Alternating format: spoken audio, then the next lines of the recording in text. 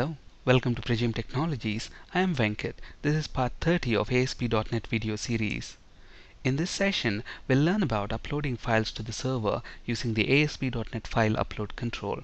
Before continuing with the session, I strongly recommend to watch parts 19 and 20 of this video series. Let's drag and drop the File Upload control onto the web form. Now remember, a file upload control can only be used to select a file that they want to upload. This control will not actually upload the file. To upload the file, let's drag and drop a button control onto the web form. And let's give this button a meaningful name. Let's call this upload file. And let's give this button an ID, btn upload. Okay. To display the status of the upload, let's drag and drop a label control. Let's flip to the source. Let's give this a meaningful ID, lbl message. Let's get rid of the text property. And let's set the font bold is equal to true. Okay, so we have all the infrastructure in place to upload the file. So when I click this upload file button, that's when the file should actually be uploaded to the server. Okay, so if we run the application as it stands right now, I will be able to select the file that I want to upload. I am able to select the file. Let's say I want to upload this testanalyst.doc, but then look at this. Upon selection, this will never get saved to the server. To upload that to the server, you have to click this button, and then we have to write the code to basically do that. Okay, but then before we do that, we also need to have several validations in place. For example, let's say I want to allow only Word documents to be uploaded onto the server. And if the user doesn't type or select anything here, and then if he tries to upload this file, then I should get a validation message saying that you haven't selected a file to upload. And along the same lines, if he has selected a file, I don't want the user to upload a file greater than 2 MB. And this is very important to keep in mind, because these days this denial of service attacks are happening very frequently. So to avoid them, it's better you put a restriction on the size of the file that they can upload. Okay, so along those lines, let's say I just want to allow the user to upload only a file that has got 2 MB. We'll see how to do all that in a bit. Okay, now to upload the file, it's actually very simple. I have this file upload control. It has got a save as method. All you have to do is tell the path of the server where you want to save this file. Okay, now let's say in my ASP.NET web application project, I am going to have a folder called uploads. Okay, so all uploads that the user does should be going into this folder. Okay, so now look at this. This web application project can be deployed on any server, and the physical directory can be anything, and the virtual directory in the IIS can be different thing.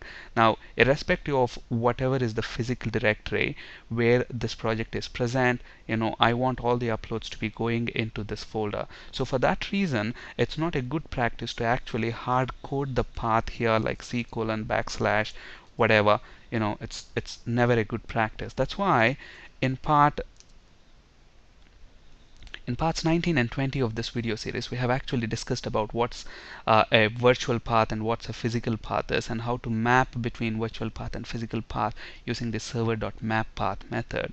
Okay, if you're new to that, please watch these video sessions before continuing with this session. Okay, so I'm going to use that, and then I'm going to say server.mapPath, and then to this one I'm going to tell, tilde is basically the root directory of this web application project. So within the root directory of this web application project, find this uploads folder. So uploads folder, and within that we want to save the file. Okay, now I want to retain the name of the file that the client has used. Okay, so how do I get the client file's name?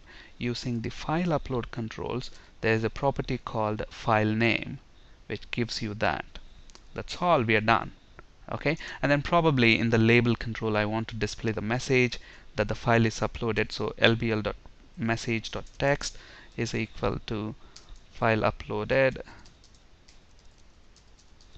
and then maybe I want to bold the I want to change the color of the label to green. So system.drawing dot color dot green. That's it. So when we run this now, okay, there's an expected closing parenthesis. Let's run this now. So now I should be able to upload a file onto the server. So I go there, I select a file. Let's say I want to select, the log.txt, and I upload. Look at that, file uploaded. And then if we go and open this folder in Windows Explorer, you should see that log.txt there. Very good.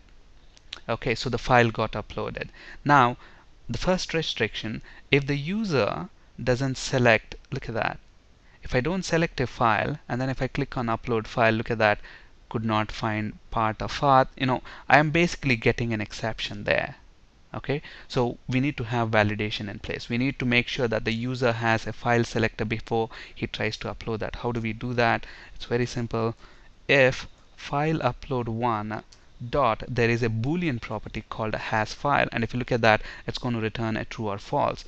If the file upload has file, then only upload, else display a message to the user, lbl message dot text,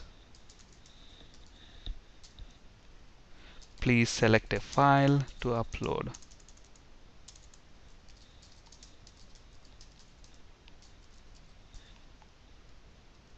Okay, and then maybe we want to change the color to red. So system.drawing.color.red.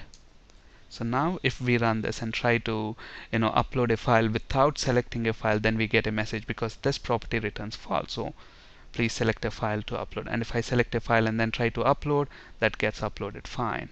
Okay, so another restriction is I want to allow only Word documents, the files which has got the .doc or .docx extension. So how do I do that? Okay, so if the upload controller has got the file, then what we want to do is we want to check the extension. So string file extension. So the next question is, how do we get the file extension? Now, anything that you want to do with files is actually present in a namespace called system.io. So you can either use the using statement on the top, or you can use the fully qualified name here. So system.io, there is a class called path, and within that class there is a static method called getExtension. And then if you give a full path to this method, it's going to return you the extension of that file name within that path. So how do I get the file name here? You can use the file upload control dot file name. Okay, so you have the extension here. Now if the file extension, now it's a good practice to actually convert it to a lowercase and then compare it, because if the users has named their extensions with a mix of upper and lowercase, you want that to get right. So convert all of them to lower. So if the file extension .toLawyer not equal to .doc, and if it's not equal to .docx extension, if it's not any of these, then we know we have a problem. So we will just output a message saying that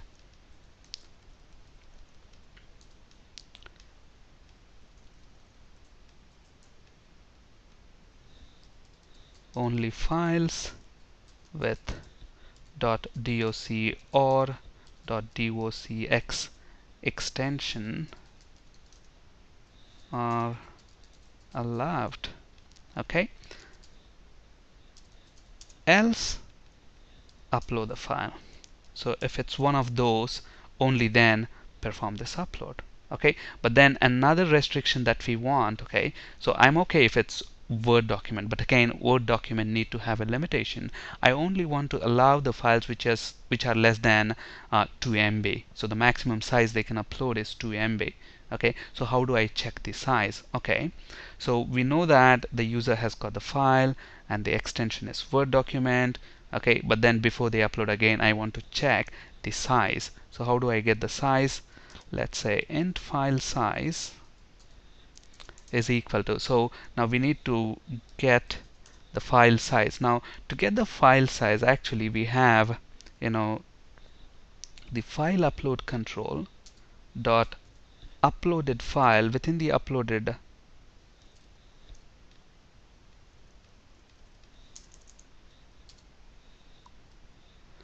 there's a property called posted file, which has got a property called content length. Okay, and if you look at the IntelliSense here, this gets the size of an uploaded file, and that too in bytes. Okay, but we want to calculate that in megabytes. Okay, and we know that 1024 bytes is 1 kilobyte and 1024 kilobytes is 1 megabyte. So if we want to get the total bytes, 1024 multiplied by 1024, that's 1 megabyte, and that multiplied by 2 is 2 megabytes, 2097152. Okay, so here we have the file size. If the file size is greater than 2097152, then we know that the file size is greater than 2 MB, in which case we don't want to do the upload, but we'll just display a message stating that only files of size 2 MB or lower are allowed.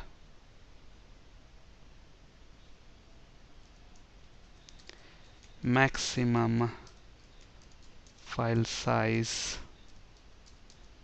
exceeded, and maybe maximum file size 2 MB, we want to specify that there. Maximum file size 2 MB exceeded. Okay, so let's see if this works as expected. So let's run this now. So we have all the validations in place at the moment. Okay, first of all, let's try to upload an executable here. I selected an executable, and that's dangerous. Let's try to upload that. Look at that, only files with .doc or .doc extension are allowed. So that validation is kicking in. If I don't select a file at all and try to upload, please select a file to upload. On the other hand, let's say I select a Word document, but then I have a file here which is called large file. And if you look at that, that's actually in C drive. So if you look at that in C drive, this large file, if you look at the size, it's 2.57 MB, 2634 KB, slightly greater than 2 MB. Let's try to upload that and see what's going to happen.